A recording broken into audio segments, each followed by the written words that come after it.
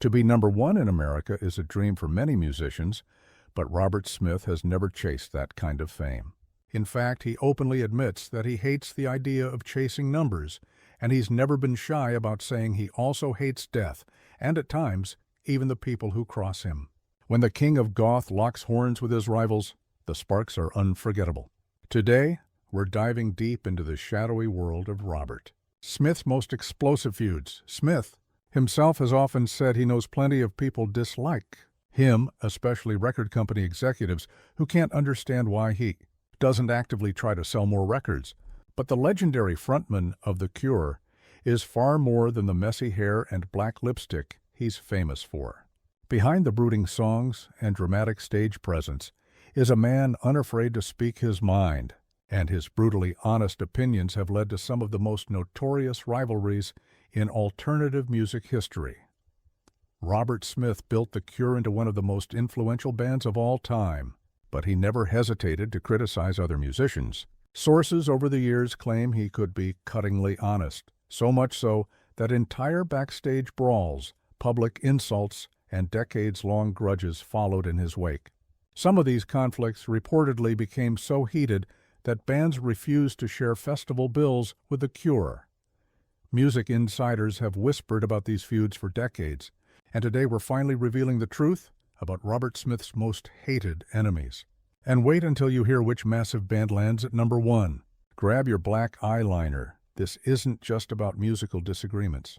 These are personal vendettas that allegedly ripped the alternative scene apart. 6. Duran Duran, taking the number 6 spot, is one of the most surprising rivalries of the 1980s. Robert Smith reportedly could not stand Duran Duran or anything they represented, while The Cure were crafting dark, emotionally charged masterpieces. Duran Duran were, in Smith's alleged view, churning out what he once called plastic pop for teenagers. The feud is said to have started in the early 1980s, when both bands were exploding in popularity. Industry insiders recall that Smith would roll his eyes whenever Duran Duran came on the radio. He allegedly told friends their success proved how shallow the music business had become. As the two bands began appearing at the same festivals, Smith supposedly avoided the Duran Duran members entirely, refusing photographs, ducking backstage greetings, and even leaving venues early if they were scheduled to perform.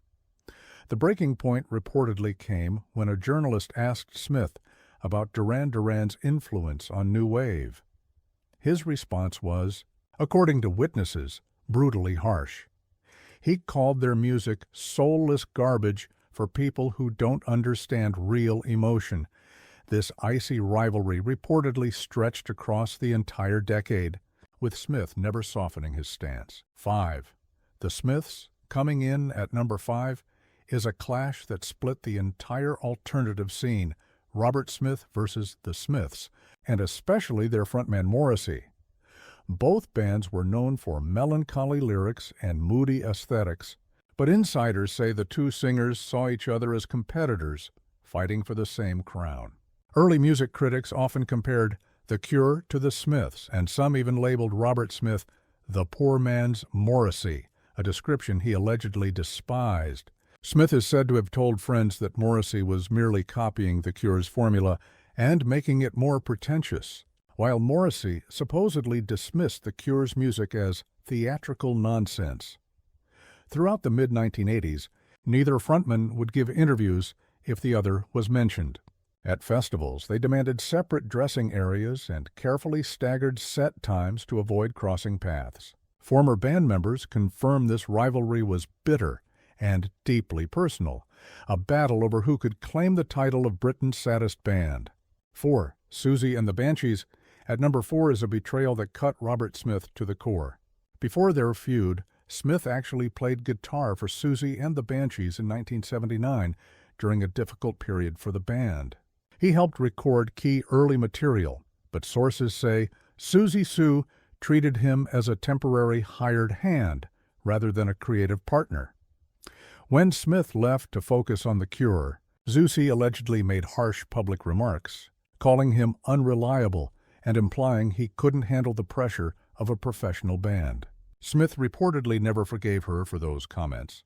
Through the 1980s, both sides traded subtle jabs in interviews. Smith is said to have claimed that Siouxsie merely copied punk bands but added makeup, while Siouxsie allegedly dismissed The Cure as amateur hour. Former colleagues describe this rift as intensely personal and lasting for decades. 3. Joy Division, New Order. The number 3 rivalry defined the post-punk era itself.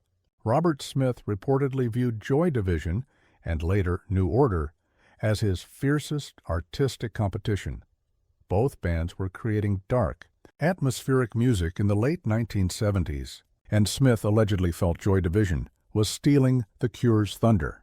He supposedly accused the late Ian Curtis of mimicking his vocal style and emotional approach. After Curtis's tragic death in 1980, the competition shifted when the remaining members formed New Order and embraced electronic sounds.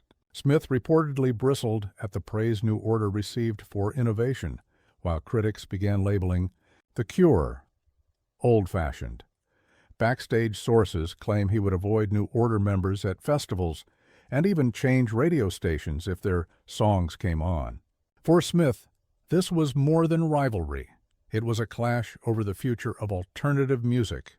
2. U2 ate number 2 is perhaps the most shocking feud of all. U2.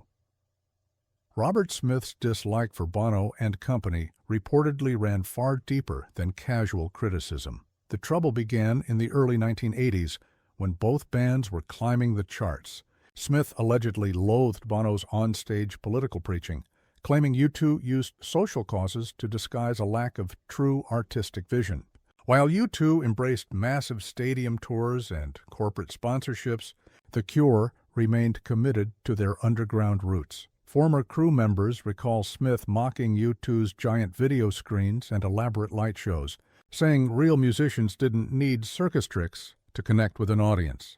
When U2 began collecting Grammy Awards, Smith reportedly declared that such honors were meaningless if they rewarded what he saw as corporate rock masquerading as rebellion. 1. Depeche Mode. Finally, taking the number 1 spot is the feud that shocked even industry veterans, Depeche Mode. In the early 1980s, The Cure and Depeche Mode were friendly peers in the underground scene, but tension rose as Depeche Mode leaned more heavily into electronic instrumentation. Smith allegedly felt their shift toward synthesizers was an attack on the very soul of alternative rock.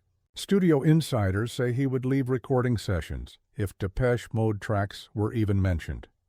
During a European festival tour in the mid-1980s, things reportedly came to a head when Smith and frontman Dave Gahan had a heated argument about the future of music. Smith accused Depeche Mode of killing real emotion with machines, while Gahan fired back that The Cure were stuck in the past and afraid of innovation. The rivalry soon became public. Journalists noted that Smith refused joint photo opportunities and that tour managers had to schedule separate arrival times to avoid confrontations. Insiders described this as the feud that hurt Smith the most because it represented, at least to him, everything wrong with modern music's drift away from raw emotion. Please don't forget to subscribe and hit the bell icon.